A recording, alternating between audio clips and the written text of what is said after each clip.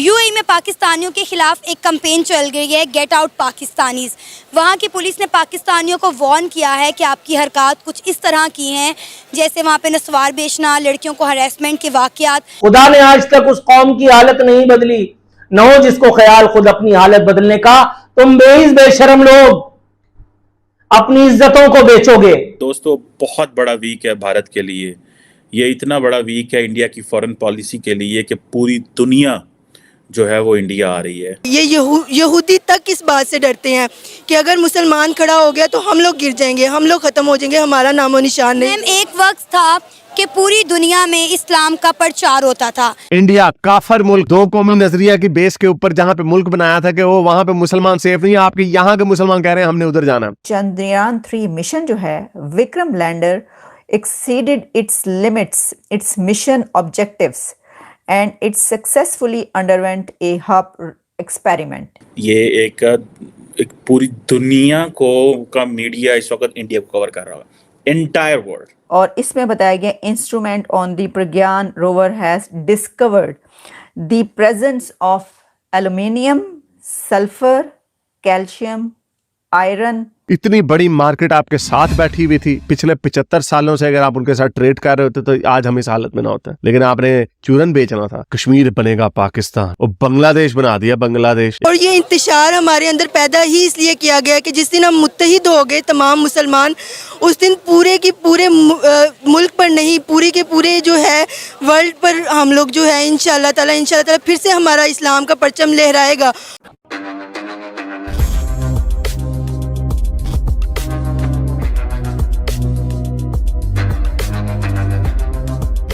दोस्तों, आप हमेशा से पाकिस्तान के लोगों को कहते हुए सुने होंगे कि उनके पीछे इस्लामिक उम्मा खड़ा हुआ है।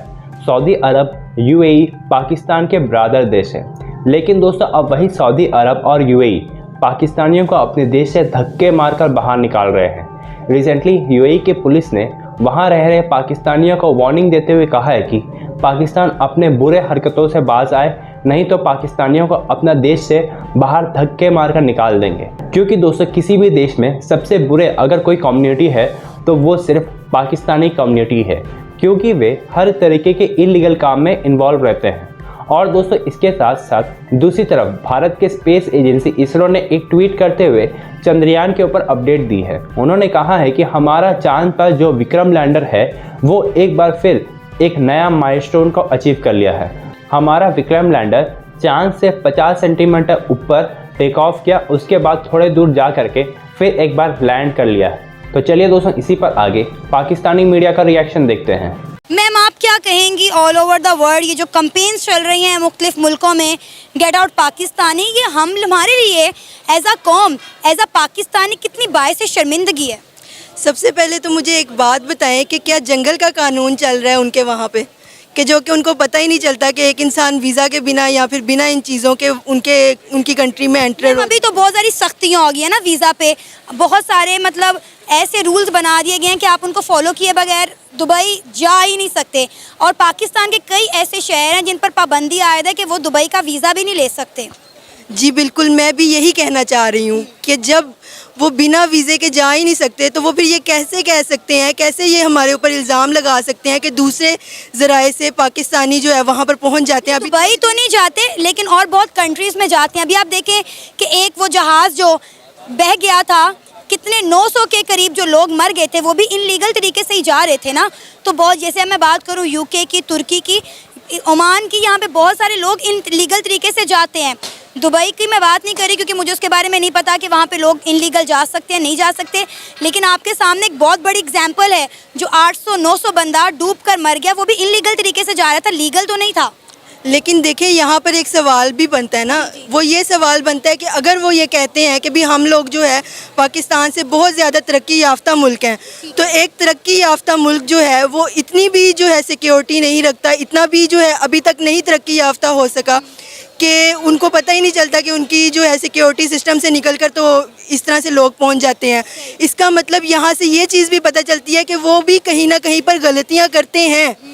लेकिन वहाँ की जो न्यूज़ चैनल्स भी और वैसे भी ओवरऑल जो लोग भी हैं वो भी इस चीज़ से अवेयर हैं कि हमने क्या चीज़ किस तक पहुँचानी है, क्या चीज़ नहीं पहुँचानी है। तो वो पॉजिटिविटी फैलाते हैं, नेगेटिविटी को जो है वो एक तरफ छुपाते हैं, कोशिश करते हैं। तो इसलिए हमें भी कोशिश करनी चाहिए कि हम एक तो पॉजिटिव माइंड रखें, फिर पॉजिटिवली जो है चीज़ें करें।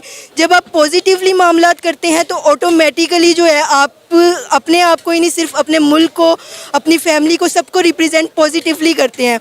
तो इससे भी बहुत इम्पैक्ट जाता है। और वैसे भी पाकिस्तान जिसकी बुनियाद ही ला इलाहा पर रखी गई हो, ला इलाहा इल्लल्लाह पर रखी गई हो, तो ऑब्वियसली जब मोमिन जो है, मुसलमान जो है, वो सही तरह से खड़ा होगा, सही तरह से अपने दीन को समझेगा, अपने इस्लाम को समझेगा, अपने मज़हब को समझेगा, तो ये यकीनी बात है। ये यहूदी तक इस बात से डरते हैं कि अगर मुसलमान खड़ा हो गया तो हम लोग गिर जाएंगे, हम लोग ख़त्म हो जाएंगे, हमारा नामो निशान नहीं। मैम, एक वक्त था कि पूरी दुनिया में इस्लाम का प्रचार होता था, इस्लाम को बहुत रिस्पेक्ट की जाती थी, लेकिन आज पूरी दुनिया में इस्लामोफोबिया छाया हुआ है। लोग इस्लाम के नाम से डरने लग गए हैं। इस्लाम को इस तरह से पोर्ट्रे किया जाता है कि अगला बंदा खौफज़दा हो जाता है।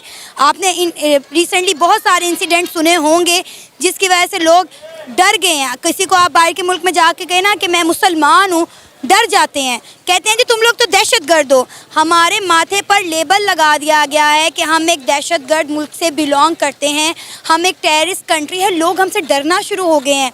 यकीन करें, बड़ा अब फ्रांस में मैं आपको एग्जांपल दूं, मैंने अभी कुछ दिन पहले इस खबर पे वीडियो रिकॉर्ड की थी। फ्रांस में स्कूल और कॉलेजेस जाने वाली लड़कियों के अबाया और बुरके पर बैन लगा दिया गया है कि वो एक चीज़ को फॉलो करें, यूनिफॉर्म को फॉलो करें, वो अबाया और गाउन नहीं करेंगी।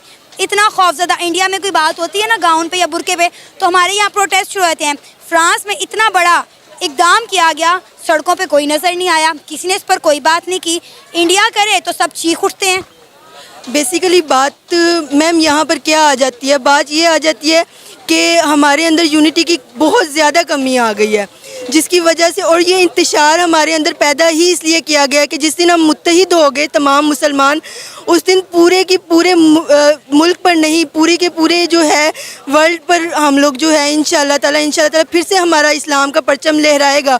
और इसी चीज़ को ख़त्म करने के लिए, हमारे इसी इतिहाद को तोड़ने के लिए हमारे अंदर इतना ज़्यादा इंतशार फैला दिया गया है कि हम लोग चाह कर भी जो है एक मुल्क पाकिस्तान ही एक नहीं है। वो लोग गिलगित बल्तिस्तान के कुछ लोग, उन्होंने पहले भी इस तरह की बातें की। वो कह रहे कश्मीर हमारा, इधर से कारगिल खोल दो भाई, हम इंडिया चले जाते हैं। इंडिया काफर मुल्क, दो कौमी नजरिया की बेस के ऊपर जहाँ पे मुल्क बनाया था कि वो वहाँ पे मुसलमान सेफ नहीं है, आपके यहाँ के मुसलमान कह रहे हैं हमने उधर जाना। अभी एक वीडियो मेरी नजर से गुजरी, यहाँ से रहीम यार खान से हिंदू यहाँ से ट्रेनें भर भर के इंडिया की तरफ भाग रहे हैं, वहां पे जाके असाइलम अप्लाई कर रहे हैं। क्या मिलता है, क्या साबित होता है इससे? इससे ये पता चलता है कि आप एक फेल्ड रियासत है। ना आपने अपनी अकलियतों की इज्जत की, आपने दो कौमी नजरिए का जो चूरन बेचा था, वो आपने अंग्रेज के साथ साजिश करके एक मुल्क ले तो लिया, लूला लंगड़ा था, जिसके नतीजे में ना आप इकोनॉमिकली ठीक हो सके, ना आपने अपनी आवाम की जिंदगियां बेहतर की, और ऊपर से आपने इसको, ये जो कायदे आज़म कहते थे हम इसको जदीद इस्लाम की तजुर्बा गाह बनाएंगे, अड्डा तजुर्बा गाह आपने बनाई है कि आपकी टेस्ट ट्यूबें, जिस लेबोरेटरी में आप ये केमिकल्स बना के अपने तजुर्बे कर रहे थे, वो आपके मुंह में फट चुके हैं। अब मुझे खौफ आता है ये सोच के कि कब ये भेड़ों का छत्ता एकदम से धड़ाम करके गिरेगा, सारी भेड़ें बाहर की तरफ भागेंगी। हिंदू आपके भाग रहे हैं यहाँ से। अच्छा, इनसे पूछ लो, इनसे, ये जाहिल लोगों से, वो जो पाकिस्तानी रिएक्शंस में जब पूछते हैं आवाम से, जाके इनसे पूछो जी क्या जी आपके मुल्क का कितना बुरा हाल है, बिजली के ऊपर रो रहे होते हैं, लेकिन इंडिया दुश्मनी में फौरन आ जाते हैं। मुझे देखें इंडिया, देखें कितना बुरा हाल कर रहा है मुसलमान। कितने मुसलमान वहां से यहाँ पे आ रहे हैं असाइलम लेने, कितनी ट्रेनें भर भर के आ रही हैं। यहाँ पर भी ये शकील चौधरी ने इसके ऊपर डिस्कस किया, उसके ऊपर मैं डिटेल से भी आपको वीडियो मिल जाएगी। यहाँ से ट्रेनें भर भर के हिंदू जा रहे हैं इंडिया। अहमदी आप जहाज भर भर के कनाडा जा रहे हैं। श्रीलंका, नेपाल जाकर देखें, वहां पे आपके सारे अहमदी, क्रिश्चियंस, एथियस्ट वहां पे पाकिस्तान से भागे में, इंडिया से कोई भागता। आप एक फेल्ड मुल्क है, फेल्ड रियासत है, फेल्ड नजरिया है, एक साजिश के नतीजे में आपने जन्म लिया। पहले हम भी ये उम्मीद करते थे कि शायद ठीक हो जाए, वक्त के साथ साथ चीजें इवॉल्व होती हैं, लेकिन जो इसके ऊपर जो ताकत के जो चश्मे बैठे हुए हैं, वो जिन्होंने ये मुल्क बनाया था, वो उनसे भी 10 कदम आ गए। वो इतने ब्रेन वॉश थे, 50-50, 60-60 साल के हो गए, उनको अभी तक ये चीज समझ नहीं आई कि जो कुछ हम करते आए हैं, जाहिरी बात है वो ठीक नहीं था। और ये मैं फिर बता दूं, ये IMF वगैरह सिर्फ ये चक्कर नहीं है, आपने अपनी अवाम को जितना जाहिल और पेंडा बनाया ना, वो है असल मुसीबत। आपने अपने नजरिए गलत बनाए, अपने अवाम की ब्रेन वॉशिंग गलत की। इतनी बड़ी मार्केट आपके साथ बैठी हुई थी पिछले 75 सालों से, अगर आप उनके साथ ट्रेड कर रहे होते तो आज हम इस हालत में ना होते।